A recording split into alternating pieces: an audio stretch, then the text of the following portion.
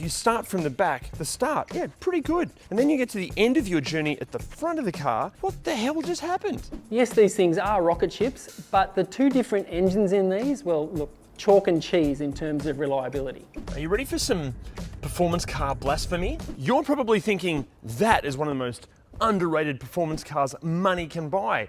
Or you might be thinking, this is just another bloody BMW. It's probably riddled with issues and they only sell because it's got a fancy badge. Well, we're going to show you exactly what goes wrong with them, how they're aging, what they're like to live with and drive, and we're going to tell you if we think you should buy one or not. But just in case you've been living under a rock since 2012, here's all the critical stuff that you need to know. Now, we will be focusing on the more sensible F20 BMW range down the track, but for this video, we're just focusing on the performance models, the M135i and M140i. As I'm sure you already know, the F20 1 Series is incredibly closely related to the F22 2 Series. In fact, F20 refers to the 5-door hatch, F21 is the 3-door hatch, but we never received those in Australia, F22 is the 2-door coupe, and F23 is the convertible. Also, the F20 received revisions almost every single year of its production cycle, most substantially with the LCI and LCI2 updates. And these updates are the reasoning behind the M135i and M140i badges. They both feature a 3-litre straight 6 turbo, but M135i's are pre-2016 with the N55 engine, while the M140i is post-2016 with the B58 engine. So different engine, different badge, you get it. Now, if you are on the hunt for these things and you find an LCI updated car, don't think that necessarily has the B58. There were a handful of N55 powered LCI cars available between 2015 and 2016. Also, being the performance-focused 1 Series, they feature all the full supporting cast of upgrades: adaptive suspension, upgraded brakes, extra body bracing, not to mention options like limited slip dips and high-performance tyres. And besides that, both models offer a unique proposition in the hot hatch world because these are rear-wheel drive only. Plus, you can have a choice of 8-speed auto or 6-speed manual transmissions, a near endless array of BMW optional extras, not to mention there is an enormous range of aftermarket parts for tuning and motorsport, plus loads of OEM BMW stuff from other models can be fitted. So you could say that you could personalize the F20 to your heart's content. Now let's talk competition. Although with these ranging from $18,000 to about $55,000, if you want rear-wheel drive and I suppose this level of practicality, really the only other option to buy is like an SS Commodore. In saying that, no one's cross-shopping these against an SS Commodore. When it comes to exactly this sort of layout, nothing else is really available. Sure, a Lexus ISF, early AMG C63s, the Nissan 370Z, they can match the power to weight ratio and they all spin up the rear wheels like the BMW, but they all offer a very different experience to this. Then there's the brigade of turbocharged all-wheel drive hatches like the Volkswagen Golf R, Audi S3 and RS3, AMG A45 and Ford Focus RS. They all nailed the practical fast hatch criteria thing, but rear-wheel drive, and there's just something so sweet about a turbocharged 6 over a 4 or 5 cylinder. Plus, and this might be down to the fact that this recipe no longer really exists, the M140i at least, it retains its value pretty well. In 2018, a brand new M140i was asking around about $55,000. These days, that same car is going to be asking, say, $45,000 to $50,000. That equates to a loss of about $30 a week, but that's not a bad price to pay considering everything the car can do. In saying that, the M135i, it hasn't retained its value anywhere nearly as well. That's possibly down to the N55 engine's slightly dodgy reputation, but ignoring that, this car offers so much bang for your buck. But no matter what car you're looking at, even if you currently have a car and you're dealing with some sort of finance, make sure you hit the driver link down there. Okay, now let's talk looks, and for me, this journey is a bit like watching Game of Thrones. If you start from the back, the start, yeah, pretty good. You kind of get halfway through and it's all going very well. This is very enjoyable.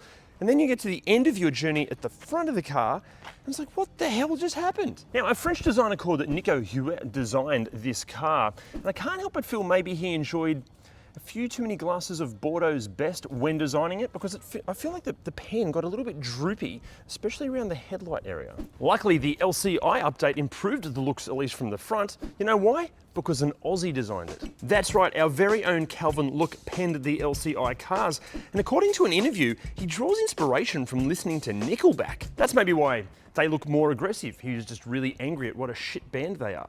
Anyway, while we're on the subject of things of poor quality, let's talk what goes wrong with these in the exterior. First of all, the tailgates can get a bit rattly. This is more prevalent on the earlier models. Although according to the owners groups, just finding the rattly bits of trim and insulating with some of that cloth tape stuff, that generally fixes the issue. Also, while you're back here, just check the entire tailgate for any signs of paint bubbling, especially on the boot lid. Also, the exhaust tips are known to corrode as well. Also, this isn't exactly a fault, more of a complaint. Apparently, the rear end of these can get way dirtier faster than most hatchbacks. There are plenty of reports that the headlights can build up with condensation inside. The drama here is it's not a cheap or easy fix. Also, according to a few owners, the doors can get a bit rattly, although in saying that, this does seem to affect cars that are driven on rough roads all of the time. And then you've got the more sporadic electronic complaints like the power mirrors playing up, power windows playing up, even the indicators refusing to work. Although maybe that's just the owners. And yes, I have done that BMW owners with indicators joke in almost every BMW video, and I'm not going to stop now. Although in all seriousness, on this exact car, one of the taillights can sometimes be brighter than the other, just on occasions. That's a weird one. Now this isn't exclusive just to these cars or even BMWs, but make sure all the drainage channels are clear, especially if the car has a sunroof. If not, the water can go down the A-pillars, in behind the dashboard, it'll go into the interior, most likely stuff up a heap of electronics. It's an absolute nightmare. Now, as far as common issues and complaints inside, let's start with the HVAC system and the blower motor. Basically the blower motor, it can suck up all sorts of crap, eventually the bearings wear out and it can make all sorts of noises and carry on. The good news here, it's pretty cheap and easy to fix. However, quite a few owners were quoted ridiculous prices to fix this blower motor, especially from BMW dealerships.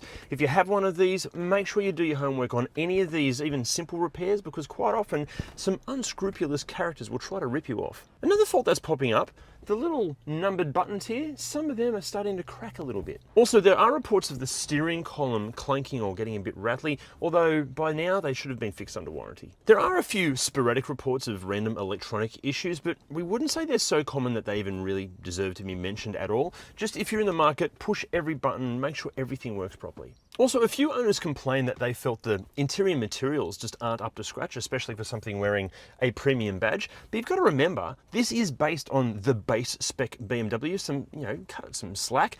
In saying that as well, but it is the M version of the base model BMW, so the material qualities, for me at least, they're okay, they do the job. Also, just on that, although it might not feel the most premium of premium interiors, this does result in the interior being a bit more resilient than any of the really soft touch stuff. Although, in saying that, William, that owns this car, he has fitted an OEM trim kit because apparently all of this stuff was deteriorating pretty badly. Actually, a massive shout out to William for lending us his car, mate, you're an absolute legend. Also, if you're in the market for one of these or you own one of these, make sure you join the owners groups and forums, especially f20.oneaddicts.com and babybmw.net. Those guys are amazing. The amount of knowledge and help they gave us in researching this video was just incredible. But elsewhere with wear and tear in this car, this thing has over 200,000 kilometers on it.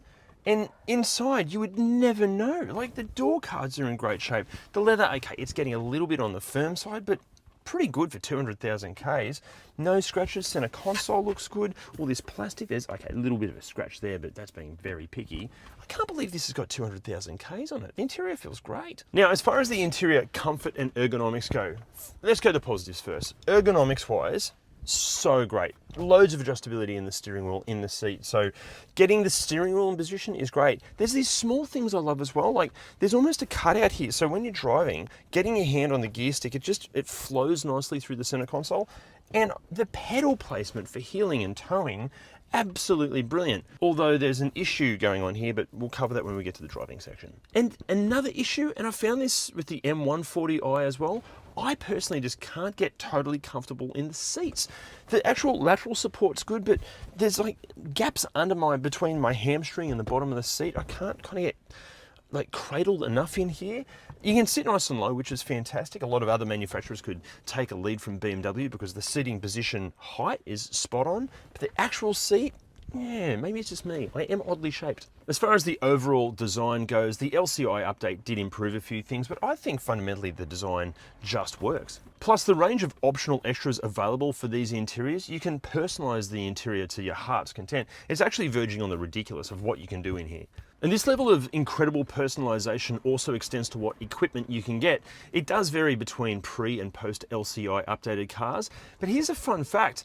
Thanks to BMW's modular approach to parts, plenty of OEM equipment in later models can be retrofitted into older models. We're talking everything from larger screens and instrument clusters to steering wheels to even some of the safety features. They can all be retrofitted and coded to work. In fact, rather than spending more money on a fully kitted out example, do your homework, because it might be more cost effective to buy a less equipped model and just retrofit it with the stuff that you want instead. In saying that, if you don't want to faff around with installing new OEM stuff in an older car, if you want Apple CarPlay and Android Auto, you're going to need to look at post 2017 or LCI 2 series cars. They have it. Prior to that, you can fit Apple CarPlay and Android Auto. It's just going to require, as I said, OEM gear, or there's plenty of aftermarket kits available. Now, as far as what features you will get, we are talking the range-topping 1 Series, so you're going to get everything that you'd expect. Power everything, dual zone climate control, leather trim, Bluetooth, premium hi-fi, the list just goes on and on. Interestingly, some models have features that to be accessed just need to be recoded, or the software just needs to be unlocked. Also, the majority of these will feature some different generation of BMW's iDrive infotainment technology. For me, out of all of the infotainment systems on the market, iDrive is still the best. The early ones are feeling their age these days, but so good, so intuitive to use. Plus, being a BMW, there were options aplenty, like a 12-speaker Harman Kardon sound system, heated seats, different alloy wheels, carbon fiber trim pieces, and so much more. Now, as far as practicality goes, up front, you've got a pretty good sized glove box. Door bins are really cool. They're kind of divided into 3 little pockets. It's really smart. You've got a spot pretty well sized for your phone under the center console here. It has 2 cup holders, but in this car, the cup holders have been filled with these little, I don't know, little platform here and a little spot for keys and all sorts of stuff there. Are these standard BMW things, or are these aftermarket parts? Let us know in the comments. We've also got a center console cubby bin here and a really deep little storage pocket down there.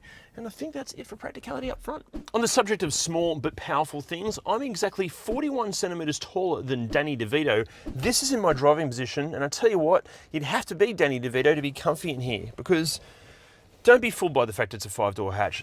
I have like no leg room here, and it's not that comfortable because there's not a lot of foot room either, and the transmission tunnel is huge. So from waist down, it's all a bit cramped. Waist up, it's okay. Seats are bloody firm. You'd think after a few years and 200,000 Ks, the squidge would be more squidgy, but it's not. It's okay in the back. Wouldn't want to be back here for too long. I think due to how uncomfortable these back seats are, that's why the wear and tear is excellent. Like, the seats are still pretty supple, not many scratches in the back. I just want to get out of the back seat. And as far as practicality and features in the back, not many, because no one would sit back here. You do have your own air vents. You've got little nets for in case you go fishing, you need to put the fish somewhere. And there is a door bin, but to actually get to it is near impossible when your body's in here, and you wouldn't be able to get anything out of it. But then as far as practicality in the boot goes, I feel like the space they've robbed from your legs, they've put into the actual boot part, because this is quite spacious back here. Plus, the seats, they do fold flat.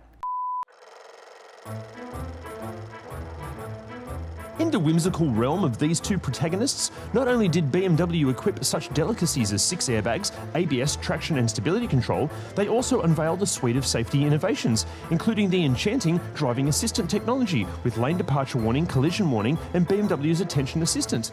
From July 2016, the M140i joined the stage, boasting its own driving assistant, complete with approach control warning and pedestrian warning with light braking function. For those seeking an extra dash of calm, the LCI and LCI2 models offered autonomous safety features, parking sensors all around, and a rear view camera, transforming every journey into a transportational delight. Now, as far as the driving impressions go, are you ready for some performance car blasphemy? If you're in the market for one of these and you're tossing up between buying an auto or a manual, buy the auto. It's just better. I know. I can't believe I just said that either, but it's true.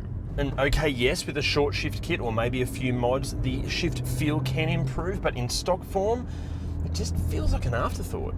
In a car like this, it should feel slick and precise, at least as good as a Mazda MX-5, and I'm sorry, but it just doesn't. Now, I know this because one of my very first motoring journo gigs was testing one of these with an auto and a manual back to back, and as dirty as I feel saying this, again, the auto, for those that enjoy driving, is the better option. But besides that, what a package these are. Big powerful engine up front, rear wheel drive, small body. The recipe really doesn't get any better than that. And critically, this is fun to drive, unlike a lot of its competition. This is fun to drive all the time at any speed. There's just something about small rear wheel drive cars. I mean, the turn in, even if you're just turning into a shopping center car park, like that's just fun.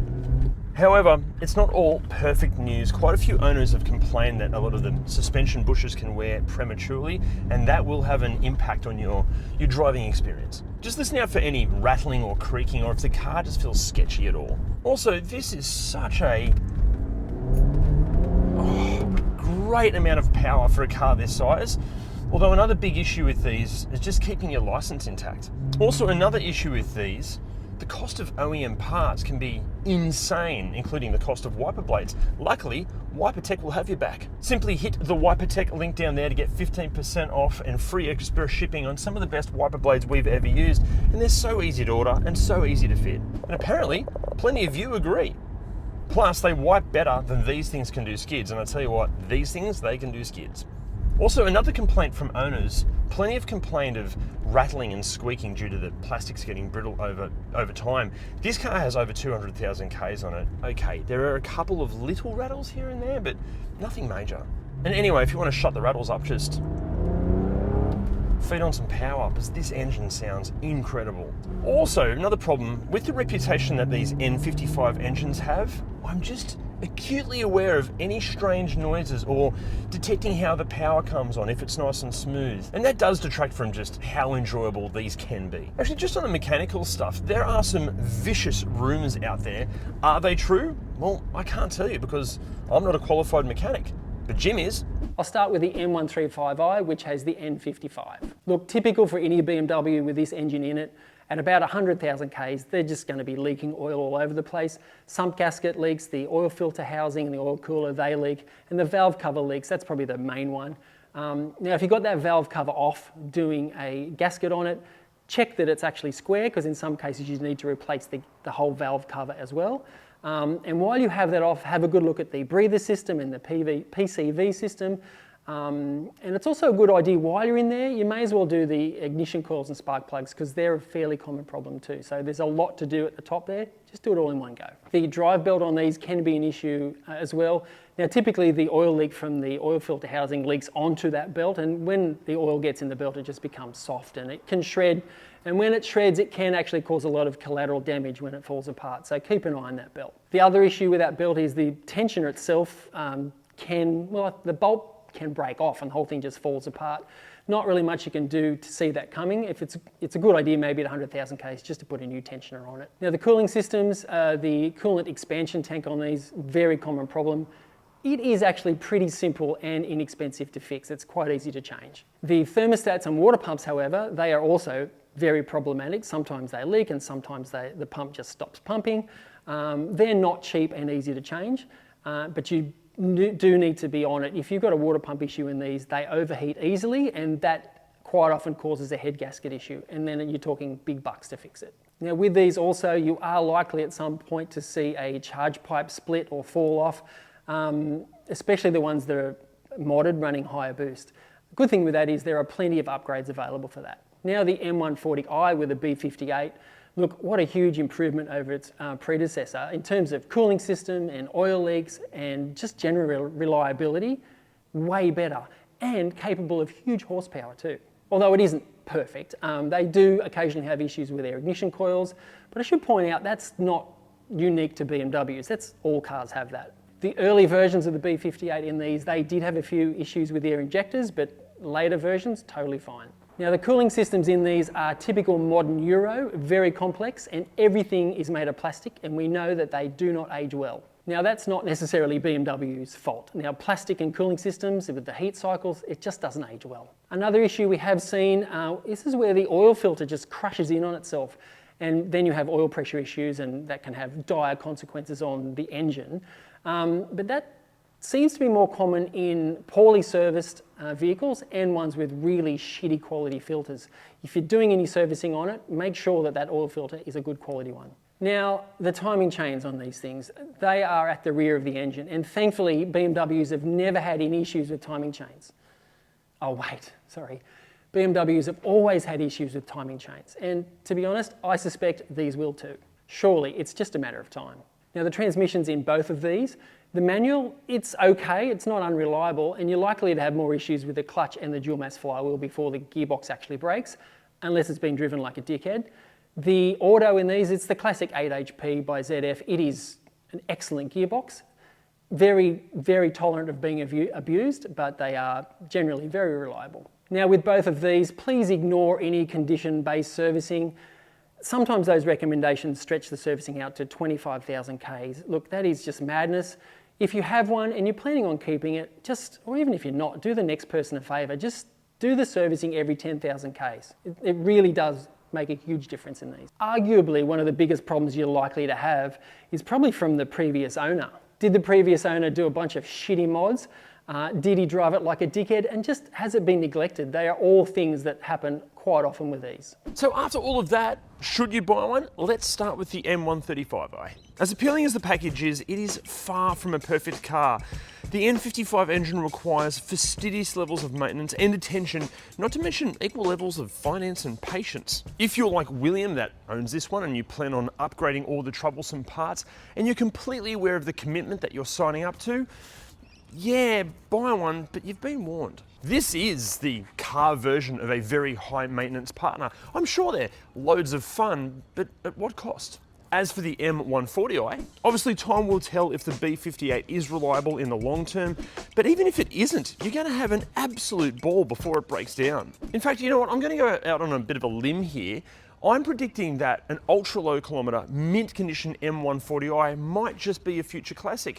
I doubt that BMW, or really any manufacturer, are ever going to make cars exactly like this ever again, and that's a tragedy. Although, in saying that, it is worth considering this car's competition, which is this. But if you weren't to buy this, or this, what would you buy instead? Let us know in the comments. See you next time. Yes, these things might be rockin' chips. Some models actually have features that to be accessed. While it's off, it's a great idea to do the coils and the